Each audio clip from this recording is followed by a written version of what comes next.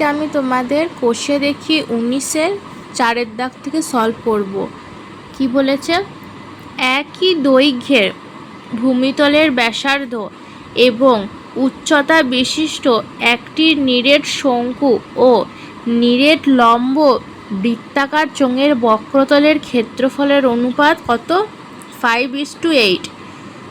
উহাদের ভূমির ব্যাসার্ধের দৈর্ঘ্য ও উচ্চতার অনুপাত নির্ণয় করি। তাহলে আমাদেরকে এই নিরেট শঙ্কু আর এই নিরেট লম্ব বৃত্তাকার চোঙের কি বের করতে হবে? ভূমির ব্যাসার্ধের দৈর্ঘ্য আর উচ্চতার অনুপাতটাকে আমাদেরকে বের করতে হবে। এটা আমাদের চেয়েছে জানতে, মানে এটা আমাদেরকে বের করতে হবে। কি বলে দিয়েছে? যে একই দৈর্ঘ্য ভূমিতলের ব্যাসার্ধ আর উচ্চতা বিশিষ্ট, মানে দুটোরই সেম নিরেট শঙ্কু ও নিরেট লম্ব বৃত্তাকার চোঙের বক্রতলের ক্ষেত্রফলের অনুপাত হচ্ছে 5:8।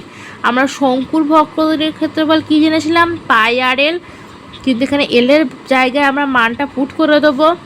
আর একটা নিরেট লম্ব বৃত্তাকার চোঙের বক্রতলের ক্ষেত্রফলে যে সূত্র জেনেছি সেটার সাথে আমরা দেখবো এদের অনুপাতটা 5:8 হচ্ছে। তাহলে তাদের ভূমিতলের ব্যাসার্ধ, দৈর্ঘ্য আর উচ্চতার অনুপাতটা নির্ণয় করব। ঠিক আছে, চলো তাহলে লিখি। ধরি ভূমিতলের ব্যাসার্ধ কত? আর একক। ভূমিতলের উচ্চতা এইচ একক। আমাদের যেহেতু বলে দিয়েছে যে একই দৈর্ঘ্য, ঠিক আছে, একই দৈর্ঘ্যের ভূমিতলের ব্যাসার্ধ আর একই উচ্চতা বিশিষ্ট, অর্থাৎ আর আর এইচটা সেম। এবার কি বলেছে? একটি নিরেট শঙ্কু ও একটি নিরেট লম্ব বৃত্তাকার চোঙের বক্রতলের ক্ষেত্রফল। তাহলে শঙ্কুর বক্রতলের ক্ষেত্রফলের সূত্রটা কি? শঙ্কুর বক্রতলের ক্ষেত্রফল আমরা কি জানি? পাই আর এল বর্গ একক বা একক স্কোয়ার। এবার আমাদেরকে দেখতে হবে যে এল এর মানটা তো আমাদের বলে নাই, তাই আমি এল এর জায়গায় মানটা পুট করে দেবো। এল কি ছিল? R square plus H square, L square equal to, তাহলে এখানে হবে √আর স্কোয়ার প্লাস এইচ স্কোয়ার। এটা হচ্ছে শঙ্কুর বক্রতলের ক্ষেত্রফল। আবার কি বলেছে? একটি নিরেট লম্ব বৃত্তাকার চোঙের বক্রতলের ক্ষেত্রফল। তাহলে অতএব লম্ব বৃত্তাকার চোঙের বক্রতলের ক্ষেত্রফল কত হবে? 2πr/h। এবার আমাদের বলেছে তাদের অনুপাত হচ্ছে 5:8। তাহলে ভূমির ব্যাসার্ধের দৈর্ঘ্য আর উচ্চতার অনুপাত নির্ণয় করো। শর্তানুসারে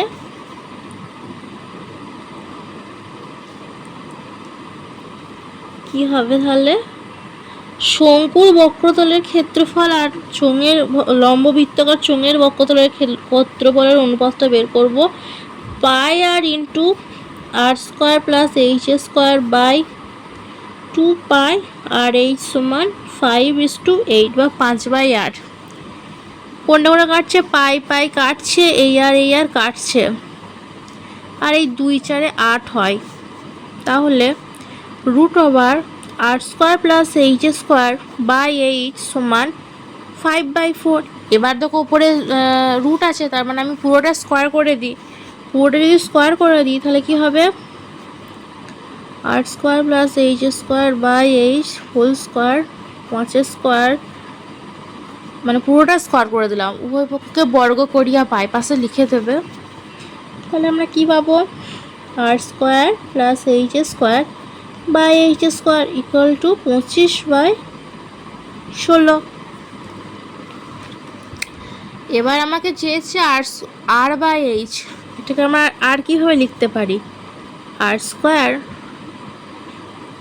বাই এইচ স্কোয়ার প্লাস একটা কেটে যাচ্ছে 1 সমান 25/16।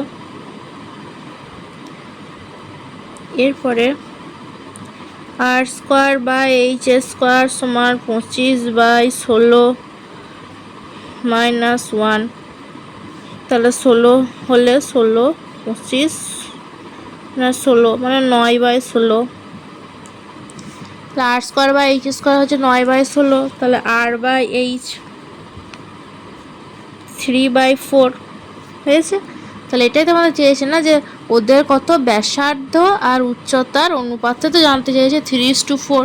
তাহলে অঙ্কটাতে আসি, ভূমির ব্যাসার্ধের দৈর্ঘ্য আর উচ্চতার অনুপাত নির্ণয় করি। দেখো চলে এলো। তাহলে লিখবো, এখানে লিখে দিচ্ছি, মানে এটা হচ্ছে উত্তর। অতএব আমি নিচেই লিখছি, অতএব ভূমির ব্যাসার্ধ ও উচ্চতার অনুপাত কত? 3:4। এটাই হচ্ছে আমার আনসার।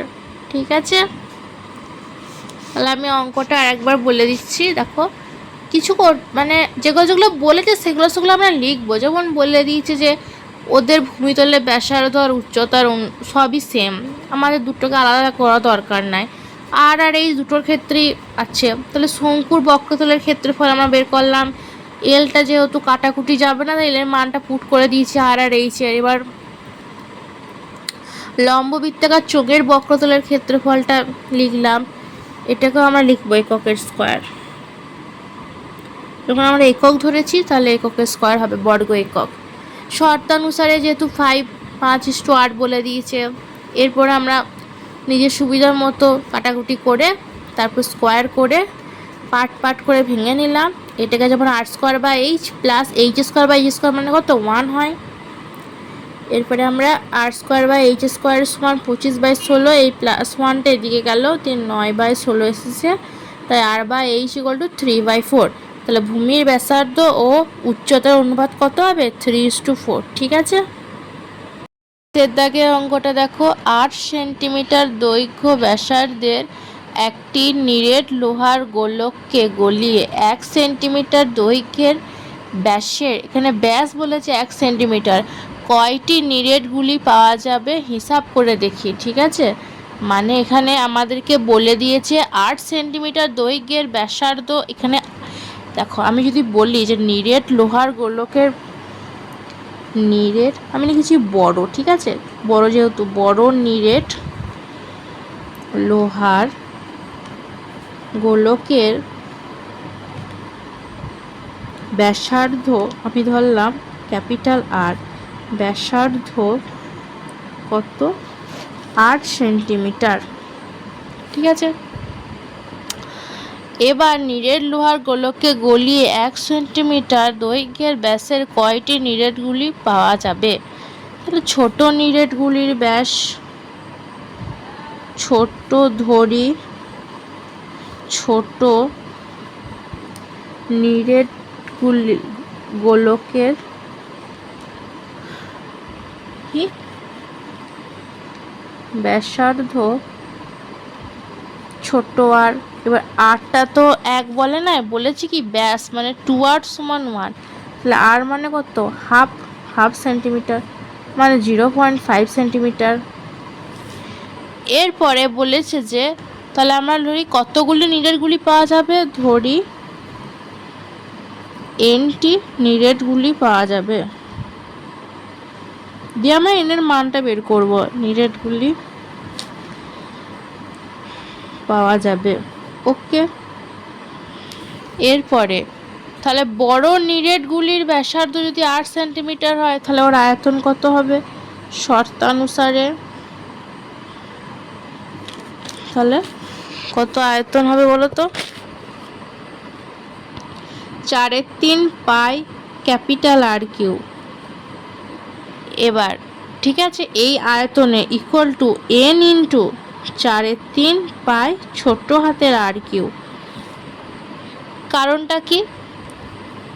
n এর মানটা আমরা বের করব ছোটগুলোর আয়তন নিয়ে, আর এটা হচ্ছে বড়টার আয়তন। এরপর মানটা পুট করার আগে আমি 4/3 পাই এগুলো কেটে দিচ্ছি, 4/3 পাইগুলো ক্যাপিটাল আর কিউ, মানে ক্যাপিটাল হচ্ছে 8, 8-এর Q equal to N into R Q, R এর ভ্যালুটা কত ছিল হাফ, মানে 0.5 কিউ। তাহলে এন ইকুয়াল টু কত হবে 8/0.5 তার হোল কিউ। যদি এটা ভাঙি 8/হাফ মানে কত 8 দুগুণে 16, 16-র কিউ, 16-র কিউ মানে কত 4096, তাহলে এতটি 4096, ঠিক আছে। তাহলে 4096টি নিরেটগুলি পাওয়া যাবে, তাই 4096টি নিরেটগুলি পাওয়া যাবে।